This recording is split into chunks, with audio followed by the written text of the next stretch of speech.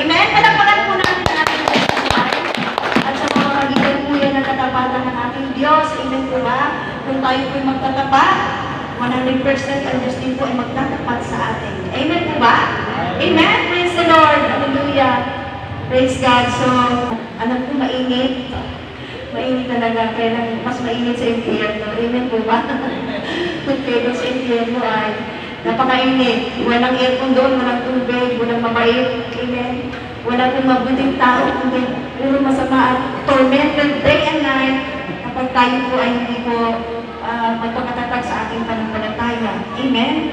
Praise God at salamat at maraming salamat at pinili niyo po makipag-worship sa amin. Praise God. So palapakan natin ang Diyos sa kanilang mga buhay. Praise the Lord.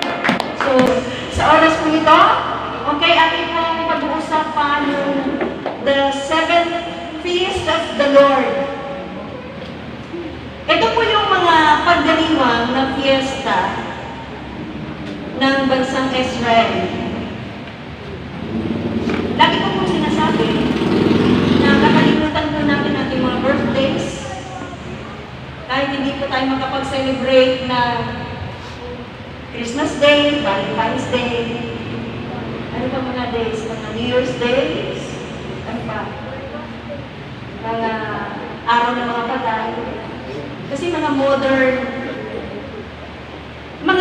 holidays po yan. Pero yung mga pagdiriwang na kapistahan na mga modern holidays ay hindi po yan God-ordained holidays. Ang God-ordained holidays ay ito pong makikita po natin sa Leviticus chapter 23. If your Bible, basahin niyo na lang po sa inyong tahanan. Okay? So ito po, the seventh feast of the Lord, ito po ang dapat na isi-celebrate ng lahat ng Kristiyano, lahat ng anak ng Diyos, lahat po ng mga mga Hudyo. Amen? Kasi po ang pinaka-center of worship ayun po Jerusalem at doon po ginagana. At sa kanila po dapat nangyayari mga bagay nito. Kaya sad to say na ang bansang Israel ay hindi po kilala si Jesus ngayon. Amen? Kung pupunta ka sa bansang Israel ngayon, magpapahayag ka sa pangalan ni Jesus, uusigin ka, i-persecute ka. Amen? Dahil kahit po sila ay lahi po ni Abraham, Isaac, and Jacob, hindi po nila kilala si Jesus. At ang Israel is not a Christian country. At according to doon sa aking huling research na there are only 3,000 believers in nation Israel. Sa dami po ng population ng nation Israel, hindi po nila kilala si Jesus, pero sila po ang descendants ni Abraham, Isaac, and Jacob. Naunawan po ba natin? At ito pong seventh feast of the Lord, meron pong apat na nangyari na. Okay? Ibig sabihin po, yung ginanap po ng mga seven feast sa Israel, yung apat ay already fulfilled. Okay? Yung fourth feast, in meaningful ways, according to the purpose of the feast. So, ibig sabihin po, ano po yun? Una, yun pong Passover. Yung Passover, alam niyo po yung Passover? Yung pong lalagpasan ng Diyos, yung mga tahanang mayroong pahid ng dugo, no? Sa taas na lamba at sa dalawang haligi ng pinto. Okay? Kasi po, ibababa po ng Diyos yung last plague, yung pinakahuling salot, 10 salot ang pinadala ng Diyos sa bansang Egypt. Kasi bakit niya pinapadala yun? At bakit niya pinapatigas ang puso ng Pharaoh? Kasi po, gusto po ng Diyos na magpakilala Egypt. Amen? And God provoked nation Israel and the nation Egypt to worship God. At kailangan nilang makilala ang Diyos. Dahil, alam mo ba mga kapatid ko, sa buhay na ito, hindi pumapayag ang Diyos na hindi mo siyang masamba. You know what? Sa time na ito, na pinadadalhan, bago po mag-Passover, na pinadalhan po ng Diyos ng 10 salot ang bansang Egypt, na wherein nandun po ang nation Israel, then bondage po sila 430 years. Amen po ba? Bakit sila na bondage? Dahil sa katigasan ng kanilang mga ulo. Pag matigas ang ating mga ulo, mga kapatid, mababandage po tayo sa kahirapan, sa katulugan, sa kabiguan, sa takot, pangamba, kabalisahan. Amen? Hindi tayo payapan, magulo ang ating buhay. Pahirapan tayo ng diablo. Amen po ba?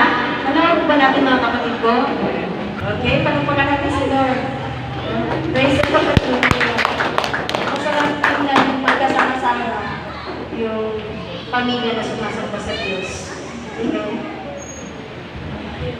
So church, ayun lang po sa aming pag-aaral sa vertical view ng buhay, the highest point of life, yung vertical view of life, kasi may view po ang unbeliever, may view din naman ang sa believers in the sight of God.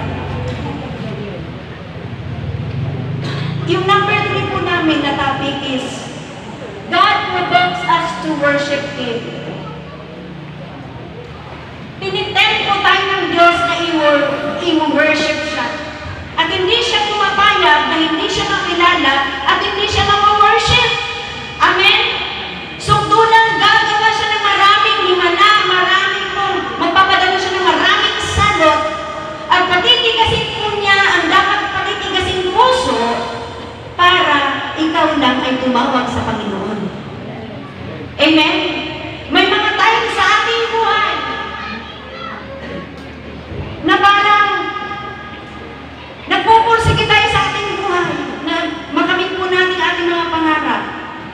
Pero parang mainam sa atin ang tadhana, amen po ba?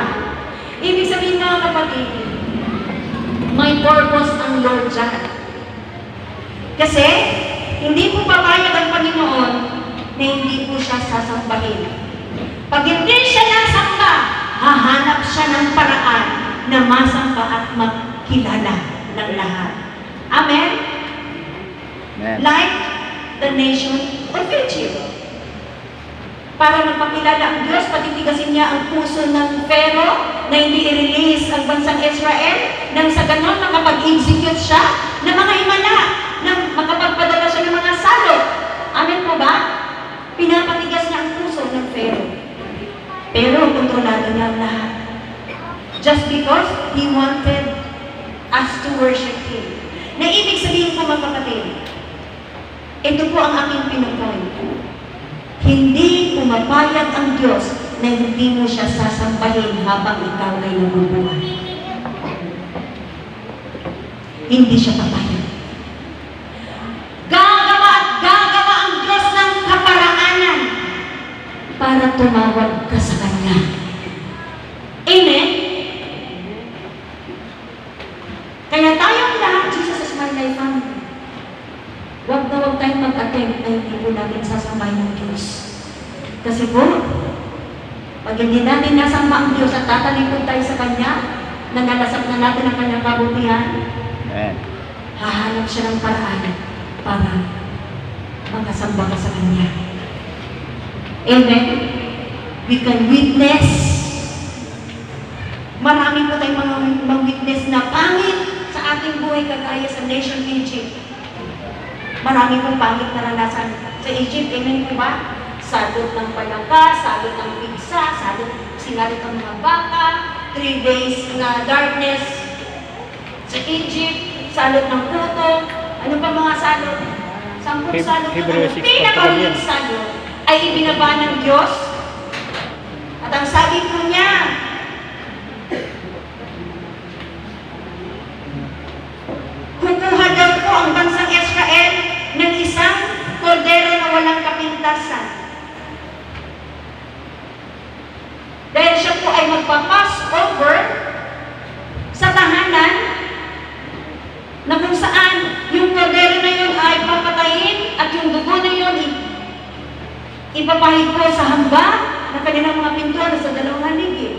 kapag nakita ng angel of death, yung dugo na yun, lalampasan po yung bahay na yun. Yun po ang order ng Diyos. At hindi po mamamatay ang mga panganay. Panganay ng mga anak. Basta panganay na nasa Egypt, mamamatay na. Pero kung may dugo na nakita ang angel of death, ay lalampasan po niya. Yan po ang ibig sabihin ng Passover. Amen. Okay? At ano ang ibig sabihin ng Passover sa Pascua? Isa sa mga kapistahan ipinagdiriwang ng mga Hudyo, okay? Bilang pag-alala sa pagligtas ng Diyos sa kanilang pagkaalipin sa Egypt. Inaalala Amen.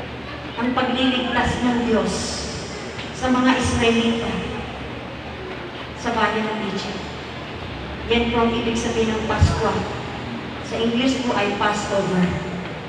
At si Jesus po ay namatay sa Passover. You know what? Itong Passover na feast na ito, nalilink ito sa New Testament. May purpose ang Passover because this is the prophetic picture na mangyayaring magaganap sa New Testament sa panahon ni Jesus Christ. Amen po ba?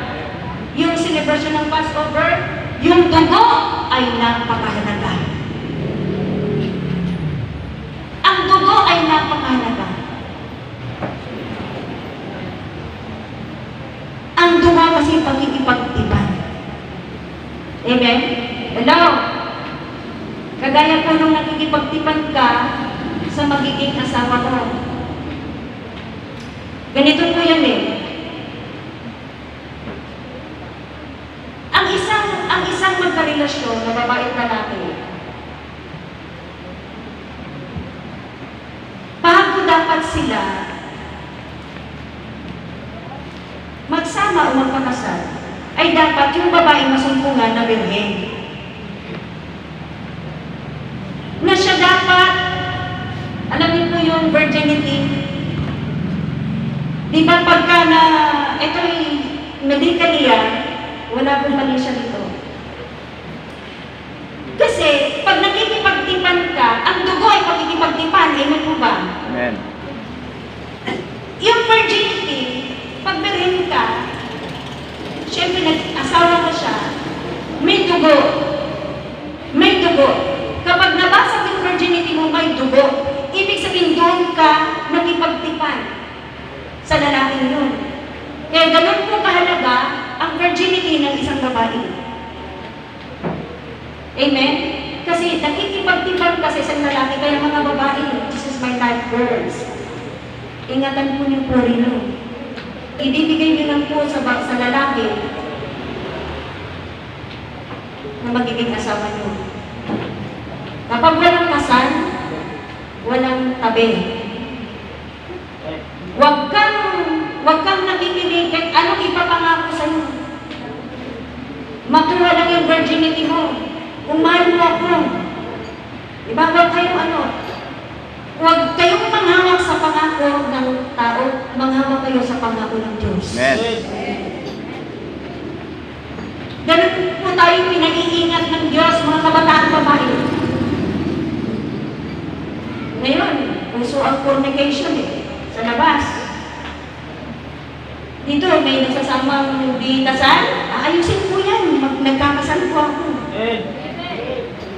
Ayun, may mga lamesa na tayo, pwede na po na ikasal kayo, di ba? Sabihin niyo, kung wala kayong handa, pagpapansitan kayo ng church, magkasalang kayo. Kasi ang aming pong papel sa buhay ay ayusin po kayo lahat. Amen. Ang mga lingkod ng Diyos. Kaya, yung dugo ay pagkikipagtipan. Yung dugo ni Jesus ay pagkikipagtipan. Amen po ba? Ngayon, kung gaano kahalaga ang dugo ni Jesus, ganito po yan. Ang sabi po ng John 1:29, kasi ang Passover points link to the New Testament na si Jesus po ang Messiah. Ang sabi po ni John Sa John 1:21, look, behold, the Lamb of God that takes away the sins of the world.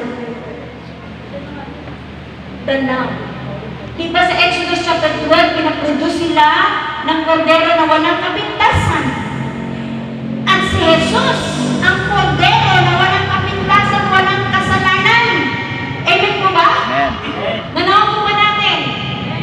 He is the Lamb of God that takes away the sins of the world. Kaya walang ibang magpapatawad sa iyo, maglilinis sa kasalanan mo, mag-aalis ng kasalanan mo, kundi si Jesus lang. Amen. Wala nang iba, walang tao. Amen? Nanaw po ba natin? At gaano kahalaga ang dugo? Kapag si Jesus Christ ay tinanggap mo sa buhay mo, sumampalataya ka, tinanggap mo kanyang aral, amen? Inamin mo na ikaw ay makasalanan, pinagsisihan mo yung inamin mo, hindi lang amin. Sorry, Lord. Tapos pagkatapos ng sorry, walang pagtalikod. Dapat pag sinabi mo kay Lord, sorry Lord, hindi mo na siya dapat ginagawa pa. Ang kasalanan na hiningi mo ng tawa, dapat pinuputol mo na, nilalayuan mo na, kinakalimutan mo na, kinakalimutan mo na. Yan po ang tunay, genuine repentance. Amen. Pero nagsusorry ka, tapos ginawa mo pa rin, hindi po totoo yun. Amen? Ano pong sinasabi natin dito? Para makuha po natin yung blood ni Jesus. Makukuha mo, kapatid, ang blood ni Jesus. Kapag inamin mo na ikaw ay makasalanan, magmula nung yung kamatayan hanggang sa mga oras na ito. Number 2, pinagsisihan mo at tinataliburan. May pagputol. May pagsisisi. Dalawang bagay po ang pagsisisi. Pagtalikod sa kasalanan at pagharap sa Diyos. Amen. Yan po ang pagsisisi. Kapag nagsisisi ka, ibig sabihin nun, tinatalikuran mo na yung kasalanan mo. Tapos, nakasunod ka na sa Diyos. That's the genuine repentance. Number 3, tatanggapin mo sa puso mo si Jesus bilang Lord, Savior, Healer, Provider. Amen. Tatanggapin mo siya ng boss ng buhay mo. Amen. Siya nang masunod, hindi ikaw, hindi ako. Hindi tayo, hindi ang tao, hindi sila, walang iba kundi. Kapag na kay Jesus ka na, ay si Jesus na masusunod. Amen. Amen? Number 4, new life. New life, kailangan mo yun. If anyone in Christ, he is now a new creation, the old has gone, the new has come. Wala yung dating pagkatao. Anong dinidiin ko nito? Na kapag ginawa mo yung 4 na yon, at pag 5, magpapatuloy ka sa aral ng Panginoon. Amen. Maglilingkod ka, sasambang ka. Talagang ikaw ay magtapat na sa Panginoon. Ikaw, sa oras na yon, ay magiging spiritual Israelites. Amen. Hello!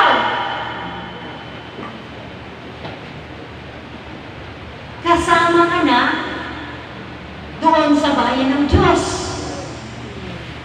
At ikaw din ay makikibahagi na ngayon. Makikipagdiriwang na ngayon sa banal na hapunan. Amen. Ano po ba? Nararamdaman po ba natin, church? Amen. You are now the spiritual Israelites. At kapag spiritual Israelites ka, ang God's favor ay nasa iyo. Amen. Nanaw po ba natin? Kapag totoo, genuine ang repentance mo, ang God's favor ay nasa iyo. Amen. And you know why? You know what? Yung ginawa ni Jesus, automatic po yun.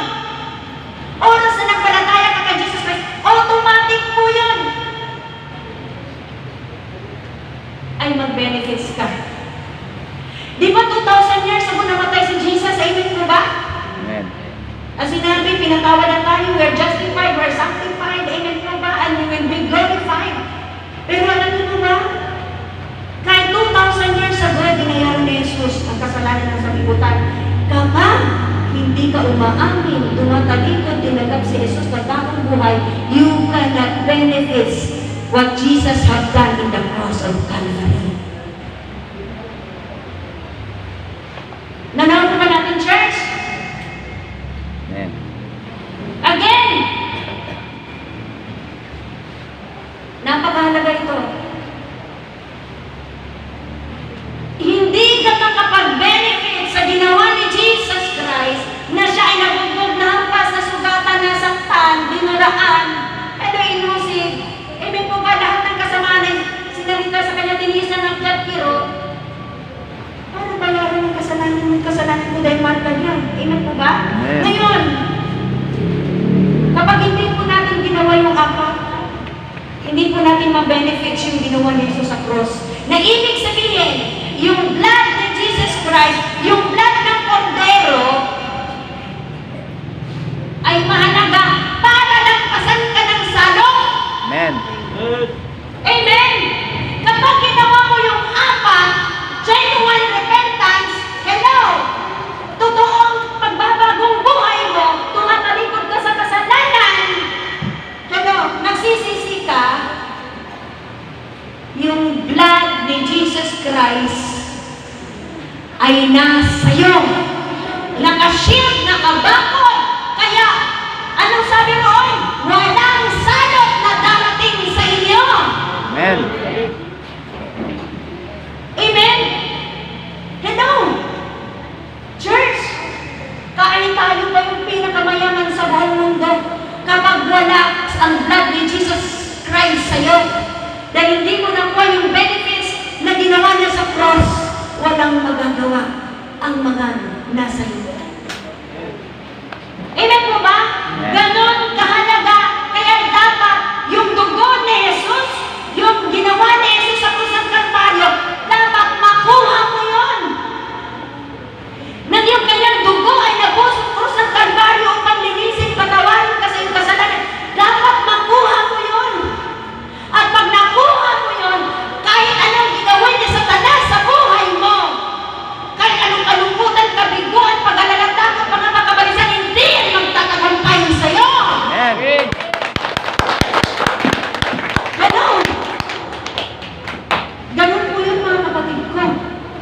Kaya dapat, napakahalaga ang Passover, lalampasan tayo ng salot. Amen. No plagues darating sa ating sambahayan. We are untouchable. We are immovable and we are kapag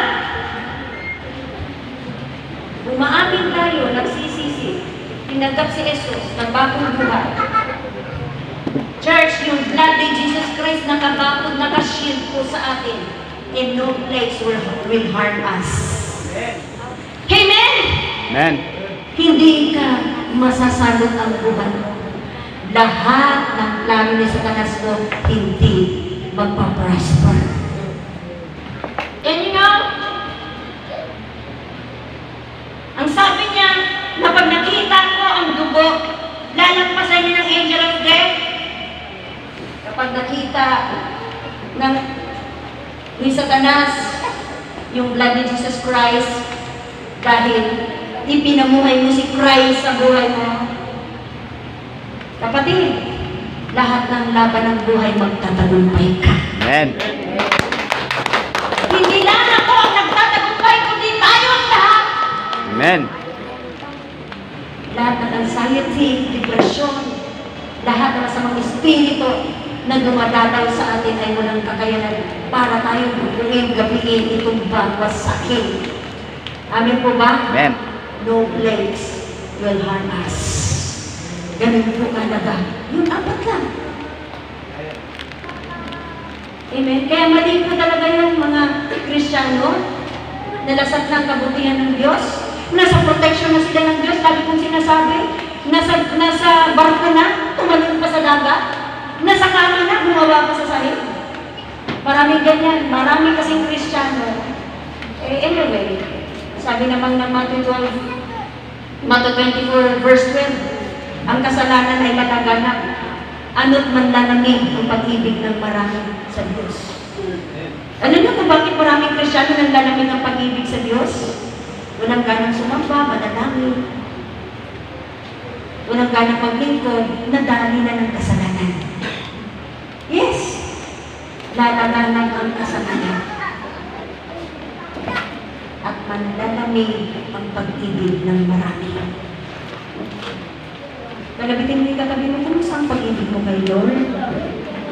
Kumusta? Kumusta yun mo? Titigan mo sa mata. Are you on fire? Kumusta? Anong tingin na ba? Ayaw ng Diyos na iniibig siya ng 99%. Ayaw niya yun. Tigit naman, ayaw niya ng 50-50%. Ayaw niya yun. Kasi, ang great commandment is to love God with all our hearts. Amen. All. Ibig sabihin ng all, buo. Buo, may buo bang nabawasan ng isa, 99? Ang gusto ng Diyos, mahalin mo siya ng buong puso, buong lakas, buong kaluluwa, buong kaisipan. Amen. Ibig sabihin, yung isip mo sa Diyos, yung puso mo sa Diyos, yung lakas mo sa Diyos, yung kaluluwa mo sa Diyos, yun lang ang buhay mo. Amen. Nanawan mo ba natin? Amen. That is the greatest commandment. Eh, kumusta ba ang ating pag-ibig sa Diyos? Kumusta? Kumusta? Kapag naramdaman po natin na nanlalamig na tayo, reflect. I-check natin ating mga puso. Bakit? Nadadali na tayo ng kasalanan. Luhod sa Diyos, iluhod ang puso, umiyak sa Diyos, mag-pray and fast para makarecover, makabalik sa presensya ng Diyos. Amen.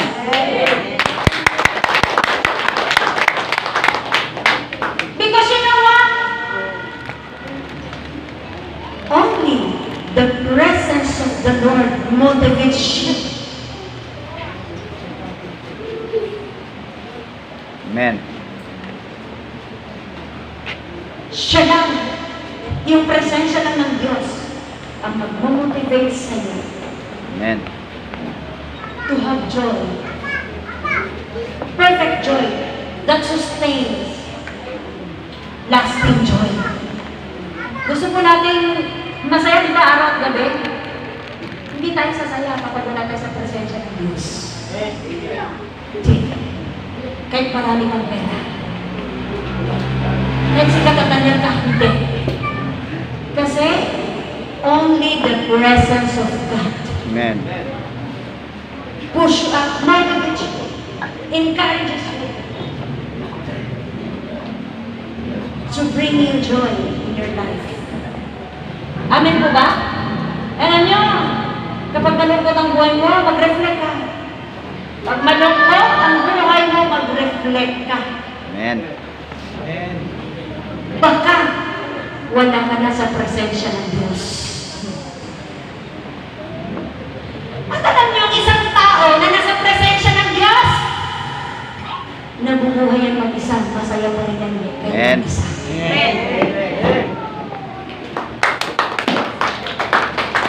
Hindi ka na kailangan ng kasama. Salamat sa Diyos kung may kasama. Bonus yan! Pero paano pag wala sila, malungkot ka na? Malungkot ka kasi wala ang presensya ng Diyos sa'yo.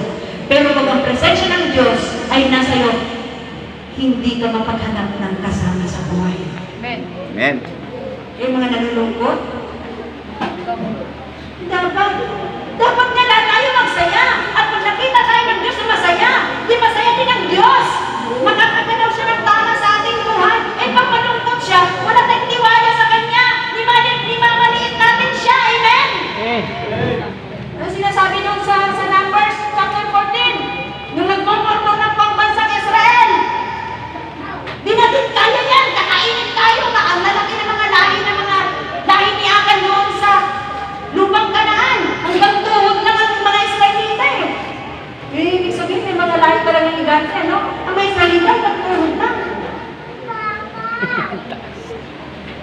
Di tapos ganyan, ang sabi niya ng 10 tiktik ng mga different tribes.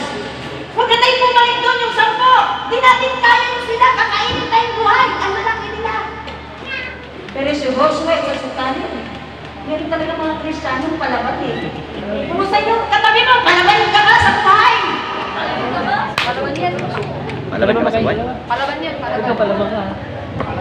Ang sabi ni Josue, at sa kanikalin, hindi! Kayang-kaya natin sila kasi sasamahan tayo ng Diyos! Amen! Kaya gano'ng kahirap ang buhay, maraming kalaban. Eh may kinukugkog ka na ng pinapaligiran ka na ng maraming depression, anxiety, kanukutan, kabiguan. Ang daming problema sa labas ang tanas ng trabaho negosyo. Ang sabi ni Caleb, kaya-kaya natin sapagkat sasamahan tayo ng Diyos! Amen! Ganun po sa atin mga buhay, kapatid ko. Kayang-kaya natin ang buhay kahit wala sila. Amen. Kahit walang backup. Kapag ang Diyos kasama natin, kayang-kaya natin magtagumpay sa Amen. buhay. Praise God. Amen? Yung mga nagmamormor, nangamatay yun. Ang sabi ng Diyos, doon sa mga mormorer na mga Israelita, hanggang kailan ako maliliitin ng mga taong ito. Kay Moises siya nag-murmur, dinilaan ng direct tugad pala sila Kaya ako nagre-reklamo. nagmumurmur. Kaya sa buhay, kalabitin mo yung katabi mo, huwag kang reklamador. Reklamo ka ng reklamo.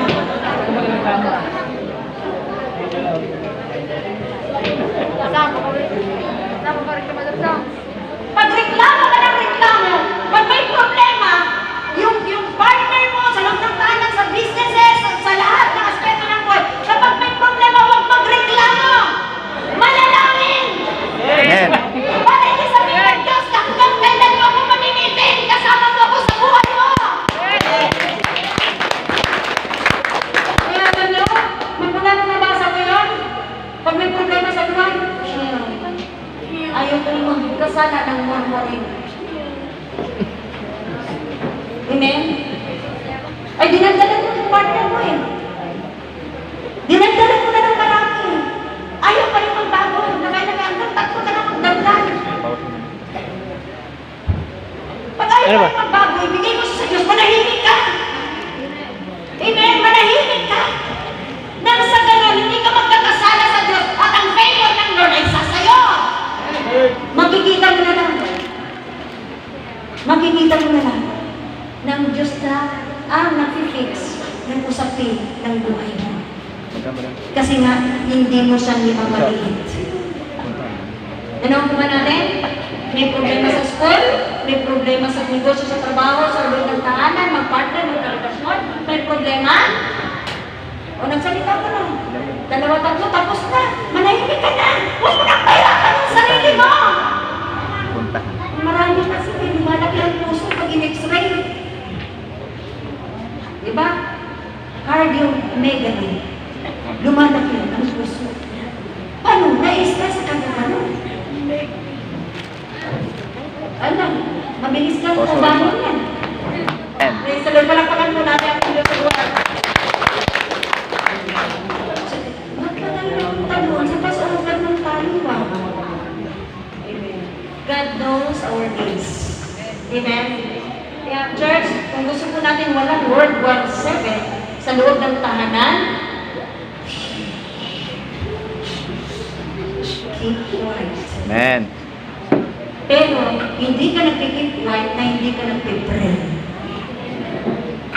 Idaan mo siya sa tuhod, huwag sa bibig.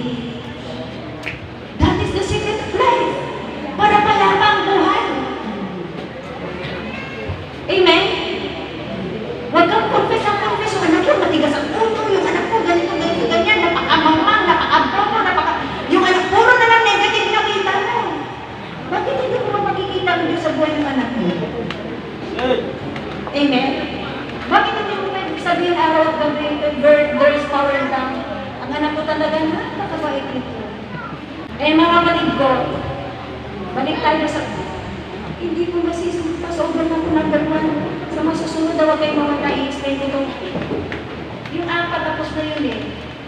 pulpito, di pa yun.